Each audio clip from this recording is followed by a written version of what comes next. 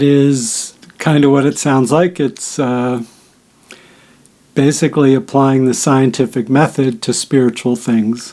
Part of the program was, so I have a master's and a doctorate. I had my experience, and I knew that it happened, but I had no idea what to think about it. And it took a while of learning.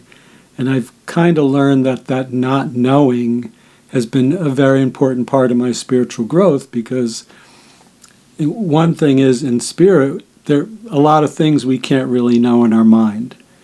The other part of it is, it's just really being open to learning when you don't know something. I remember walking toward the door, like crowded, like you'd have to, go through the crowd. There's music, everyone's dancing. I have glimpses of walking. I don't remember actually walking out the door. I have a glimpse of walking on the pathway out to my car. And then I don't remember anything until I was out of my body, in the white light, all white all around me. And the car was down there smashed. My body was leaning against a tree. My legs were straight out. My body was against a tree, and there was a police officer crouching over me. Behind me, and the spiritual, mystical part is, even when I think of it now, I get kind of shaky inside, in a nice way. It was all white light. There was a different shade of white light, a big circle behind me.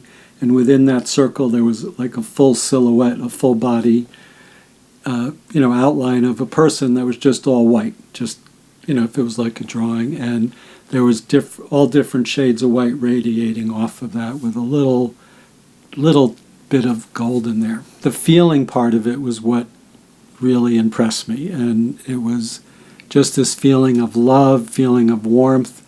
And any of these, even using words doesn't explain it, because it's like there's a thought there. And this was more just knowing in a way that there was no need to know. Like it was just this, yes, this is the way things are.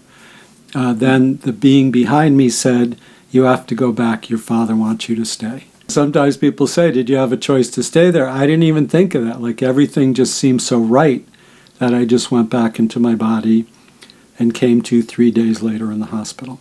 It was just like everything made sense, everything in the world, my life, everything. But even saying that is not quite it, because it's like you're saying, how were you with seeing your body? It wasn't even a doubt. It wasn't like I thought, oh, my head's cracked open, but it's okay. It just, everything was okay. I did start meeting a lot of spiritual people. A lot of them, most of them have had near-death experiences. One of the really cool things that happened, and I didn't realize how cool this was until a couple of years ago. One day after work, I was sitting in my apartment and someone knocks on the door, and I open it, and there was this beautiful woman there, and she told me she was the sister of a friend of mine from Colorado. One of the people that I mentioned my experience to, again, not using the term near-death experience, this woman said to me, "My sister told me some really cool things about you." Actually, she didn't say, I used the word cool. She said some interesting things about you, and then she told me she knew someone who teaches about what happens after we die. She gave me one of his books and talked to me about him, and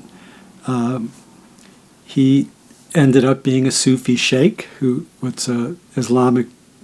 The Sufis are the mystical sect of the Islamic religion. And then I spent like the next 10 years of my life studying with him. But when he started to talk to me, that's when it started to kind of make sense. So the first thing was I talked to him on the phone, and it was kind of like small talk. It was pretty funny because I thought he was going to ask me questions and stuff like this, but he didn't. And he sent me a remedy the next day. He's overnighted it, and I took this remedy, and I had read his book, and there was a little stuff about remedies in there and about all these amazing experiences people have after taking them. I took the first dose, nothing happened. But the second dose I took it within very quickly. I had a really high fever after that, and he had talked in his book about how it was burning off the dross, like the unnecessarily things in there. And So that was my first experience with him, and I was a little afraid because my fever was dangerously high, but I was kind of also excited because to me it was like something out of a science fiction book. When I finally got to meet him in person, he started to talk to me first about Mary, and as soon as he said Mary's name, it was like, whoa, that. And he would say how amazing Mary was, that she was open to receive the Christ energy. And when he said that, I go, oh, that's what I felt in my near-death experience. Then he started to talk about Jesus, and that's when I knew Jesus was the being behind me in my near-death experience. I'm still in that process of growing and learning. There was a bit of a conflict, and luckily my spiritual part in me has just been so persistent that I couldn't ignore it. I sometimes say my near-death experience was a whack in the head to get me on track.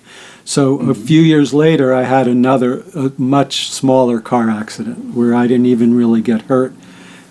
A woman ran through a red light, and I just swerved out of the way, and I woke up the next morning, my shoulder and lower back were just tight as could be. It wasn't like from something being banged, it was just from stress. So I had been working a lot. I hadn't taken a vacation in longer than I should. And I went to Vermont and visited someone who, another Sufi person, and he introduced me to polarity therapy. So I had this great session. So polarity therapy is a very gentle, similar to acupressure, but much more gentle, where you're just basically holding certain point, usually 2 points on the body. And I just had this profound experience because my body was kind of beat up from my near-death experience, and I was in my early 20s, but still I felt old. After this, I had flashbacks from my childhood, all this stuff, and I actually got off the table. I was going to complain that it was so short because she said it would be an hour, and I looked at the clock before I said something. It was 3 hours. And so then she said to me, I know someone near where you live who does this. It'd be good if you had some follow-up sessions. So I did, and after a few sessions, she said she's teaching a class, and so I started taking this class in polarity, and it was a way I could actually use what had happened with my hands to heal people. Mm-hmm. That was the first thing, and I did it for a hobby for a while, and one day I realized, I'm sick of arguing with men about money in the construction business, so I wanted to start my practice. Mostly now I work via video or sometimes on phone. So yes, it was this process of studying so right away the Sufi sheikh said to me, you're a sensitive, which I knew wasn't an insult, which might sound to a man as an insult, because he said that his teacher in his book he wrote called him a sensitive. And so as being sensitive to energy, to spiritual things. So I did the polarity therapy for a while, kind of as a hobby, then gradually doing it more. I started to learn other healing modalities. I studied deep connective tissue massage. I studied electronic devices. So the advanced biofeedback is from that. But now what I do is I talk to people like this on video, and I've learned how to bring in the spiritual light, the energy and love and healing from my near-death experience and more, actually. So there's other energies that are similar, and just help people with pretty much anything. It's great. It is the coolest thing in the world. I'm still amazed at what I can do. It's really great. Yeah, so one big thing that happened was my next-door neighbor, and his grandfather was very sick, and I was talking to his father, and he was telling me, and I said I would pray for him. And I did pray for him, and I felt something happen. Again, feeling that energy of my near-death experience coming in, but I knew something happened. And then I saw the father again a few days later. He said, I think something happened, because the grandfather went from, he was about to pass away like any second, to living for months longer, and that was pretty cool. A lot of little things like that happen. I did spend as much time as I could with the Sufi sheikh. I also did a lot of reading, and so he was a Mevlevi sheikh, and they followed the teachings of Jalaluddin Rumi. So Rumi, the poet, who people read poems, have written these volumes of books. They're very spiritual, and so I studied that. just studied a lot. I mean, again, the not knowing has really served me because I really wanted to learn. I had some direct experiences with the Sufi sheikh that were just magical. One, he was teaching this sacred geometry class in St. Patrick's Cathedral in New York City, and I told him I wanted to go, and he said, well, you don't really, all the other students have been studying for a while, you won't understand it. And I said, I still want to go. And he said, well, you can come there and be like my assistant. And so, but basically that was, carrying his briefcase, organizing the papers, sweeping the floor, stuff like that. During one of the breaks, I was sweeping the floor. He said, come on here into my office. And when I think of that, I have a fondness because he was always joking around. He did not have an office. People say that a lot, but he would joke around a lot. And he said, here, give me your hands. And he squeezed my hands in his, and he goes, there, you got it. And I said, what? What are you talking about? And then he said, nope, give me your hands again. I said, and he squeezed them and he said, there, you got it. And so I was trying to ask him, what did I get? What did it mean? And like most of the time, he just didn't answer me, or he would say, you don't need to know that. But I noticed after that, my hands even got more warm. I would feel the energy more in my body than I did. So that was a very cool experience too. But there's a bunch of them like that. I mean, just mystical, magical things that I've been blessed to be able to experience. Yeah, no, nothing. I was born in a Jewish family, so Jesus was not even something to think about to me. But as soon as he said that, I knew. So, but it's not like religious at all. It's not like that's against being Jewish. I mean, he was an Islamic teacher too. So, when I think about it, it's kind of interesting and funny in a certain way, but there's just no doubt. It wasn't like, oh, this is not Jewish, or this is Jewish, or this is Christian, or anything like that. I know Jesus is a real being in spirit, but so is Moses and Abraham. My near-death experience was really a big shift, but I've dedicated my life to this, so studying with different teachers and developing the skills so I can see things spiritually for people, and there's no division in the spirit. It's not like Jesus and Moses are up there fighting with each other. They're there like they're on the same team working together. Sometimes when people ask me about my religion, I'll say, well, I'm no religion, but sometimes I'll say, well, I'm all religions, because I don't really believe in that stuff. I don't really believe, but I know a lot of really spiritual people that are very religious, so I'm not saying.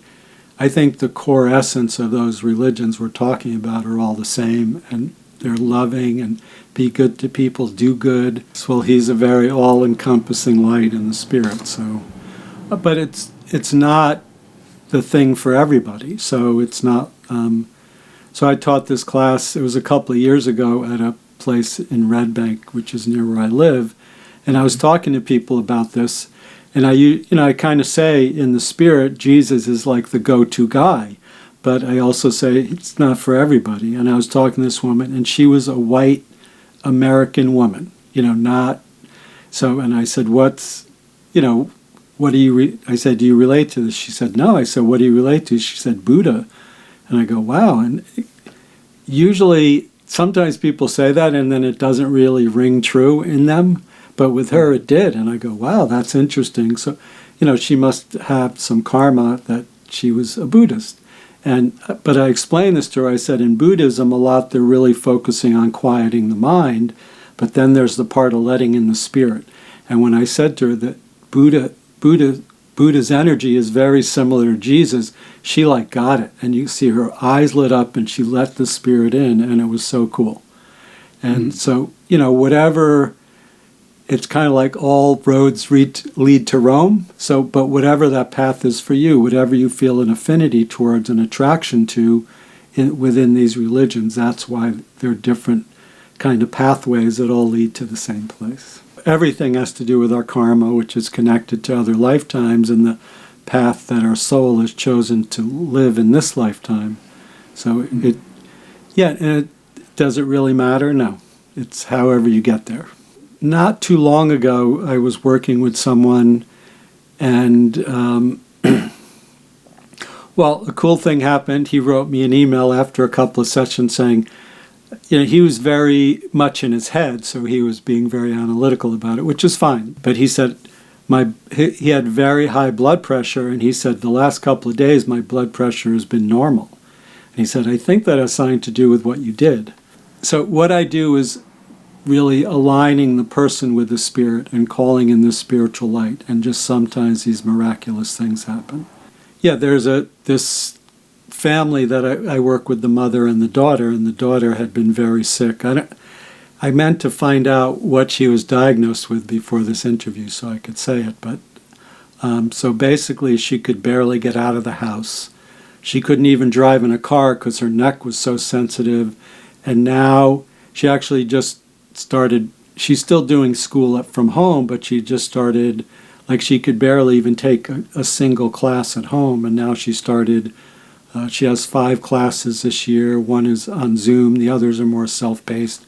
But she went to a concert last week. She goes to these normal things that she was not able to go to the supermarket, go out for walks with her mom, get exercise, all these things. And she was basically bedridden before. So that was really nice. This was a while ago. This woman came to me and she had arthritis through her whole body, so she was hurting everywhere in her body. And as soon as she started to talk to me, I could see there was a Native American healing guide with her. And I let her talk and talk, but I knew what I needed to do right away. And after I said, excuse me, but there's this Native American healing guide with you. And she said, I know, someone told me about that. And I could see she was afraid. I said, but you don't understand, this guide is there to help you. And like that, her energy field opened up. I didn't see her. I assume her eyes lit up. It was on the phone. And she goes, whoa, the pain is gone. And anything you would ask me, the answer is sometimes. So sometimes people ask me about past loved ones. They come to me for that. Sometimes I can connect with them. I can see what's going on. Almost if someone asks, then I can. Just the other day, someone asked me about that. And so part of what happens when people pass away, there's a time, it's not really in between, but it is like the person's a little more present physically, and then as time goes by, they become more and more less physical, let's say. So when someone wants to connect to their past loved one, it's a little more subtle than they would like. So, but I can guide people through that, and a lot of times people can feel it. There was a time a little while ago where this woman's husband came in and put his hand on her heart, and she was able to feel it. So what I can do is kind of hold this energy around people. When I'm talking to them, it's directing their mind, and indirectly they're unconscious to open up to this. And when I'm holding that energy there, it's a little easier for people to do that. So the main clue that is usually for people is to think of their positive qualities and attributes and your love for them, and then try to feel that almost coming in and almost outside of you, and because usually that works for people. So there's like when I'm talking about this, there are these beings in spirit that come in. I don't know. The part of not knowing is really big for me, so sometimes I don't know exactly what it is beyond that. And so my mind, then I want to check mentally. I'm wondering, what are these beings here for? And it's like, is it someone for you, or is it just they're here to support this process for people to get it out in the world? But it was someone who's a friend of mine from childhood who grew up on the same street as me. I was good friends with her brother, both her brothers, and one of her brothers was the best friends with my brother for years. And so she had been sick for quite a while, and I knew she was in the hospital and probably going to transition pretty soon, but I wasn't going to see her because I saw her a number of times over the years. But it just worked out where something happened where it was like the only choice to do. So my daughter, she was in Brooklyn in the hospital, and my daughter wanted to go into Manhattan to see a Broadway show with some people, and I was okay with her going to the show, but I took her into the city, so I had a few hours before the show was over. So And I looked up the subway to go right to where this woman was in the hospital. It was right there. So I got on the subway and went there. And I'm really glad that I did. So I knew her family from the time I'm a little kid. I got there, and it was good to see her. So we had a lot of friends in common, and there was posting online. Everyone was talking about how terrible she was doing. And something I did after I was there, I mean, even before I went there, I posted, I said, no, she's doing good. She's getting ready to transition. And these are also a lot of spiritual people, so there's something in us that doesn't want people to die. And I understand that. I mean, my mom died a long time ago. There's still times I really miss her. Even though I know she's doing phenomenally well in the spirit, there's still times I miss her. So I was there, and this woman, she asked me to work on her. And so I did some hands-on stuff and helped balance her body. It got her to be very peaceful. But what was going on there was her family was there, and even our friends were so anxious about her passing away, they were like almost stopping her from passing. And that was not a good thing for her. So I worked on her, and something that happened was her mom kept saying, oh, you should leave because we only have a certain amount of visiting passes so the family could come. And at some point, this woman who was like in bed, talking very softly in this loud voice she said, stay. Like she grabbed my and then her mother was like, okay. And then, so I worked on her a bit longer, and then when I knew she was lined up and ready to go, I left. And then she passed away a little while later. It was a beautiful experience, but maintaining that peace for me and for her when everyone around, and it was in the city, it was horns honking and all that stuff. So I'm smiling, but there was something very beautiful about it, really. I've had a number of experiences where I encouraged someone who was my client, and they had a relative who was about to pass to go tell their relative that it's okay to die. And I have a handful of times where they passed away within an hour kind of thing, because they're... So what do I tell them? So when I work with people, I kind of hold this energy around them, and when they feel it, they get it. So there's not so much words about it, and no matter, you could say they're in a better place. Sometimes I say that almost in a joking around way, because so many people say it who don't connect. They don't really know that, but they say it anyway, and then I say, but it's true. And when I say it's true with my heart, people get it. There was this woman. She was actually in England, and her son, I don't remember how old he was, but he was either his late teens or early 20s, died in a tractor accident. And so one of my clients suggested she talk to me, and it was kind of interesting to see, because the son, who did not live a very spiritual life, like he didn't even go to church, he just didn't do anything, but he was in a very high place for someone who just passed away. And when I looked, it was like he had a past life as an Indian Sikh. So he came into this life with all those very high spiritual things. Like he lived a very nice life, but more like a simple farmer kind of person. It was interesting. That's the thing. It is. It's so yes. When I connect into that energy, like everything is good. But I don't. When I'm doing this interview or when I'm working, I'm very connected into it. But that doesn't mean I don't sometimes wake up not feeling that way. And so I do meditation and journal writing. I do Tai Chi and other things to strengthen that in me, because the human part of me is strong, and it's meant to be strong. So when you make it a priority, but I make sure I do that every day, because there's just days. Plus, we're talking about the positive, nice things in spirit. There are the negative powers that come in and don't want us to feel that. So the negative things are looking for openings to make us doubt and worry about it. Well, I usually don't go into it too much, because people start thinking about things they've seen in movies, and it's usually In the same way, the positive things are very subtle, the negative things are subtle. So what I do is I'll ask for the light to come in to try to get rid of that and dissolve it. Like I said, Jesus is usually the go-to, so I usually start with the light of the Christ. But any of the archangels, any of the saints, there are other things in spirit. Someone was talking to me about Guru Mai from Siddha Yoga yesterday. So there's the whole Hindi, there's the divas and all the Hindi, and there's a lot of there are positive spiritual beings from all religions that we ask to come in and help us.